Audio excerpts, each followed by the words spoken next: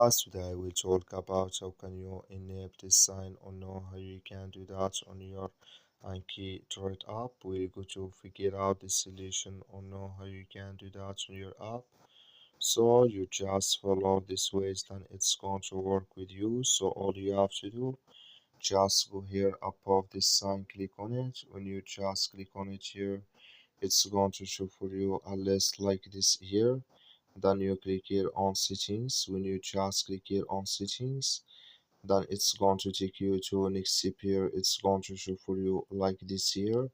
Then you click here on appearance. When you just click here on appearance here, you come to next step here.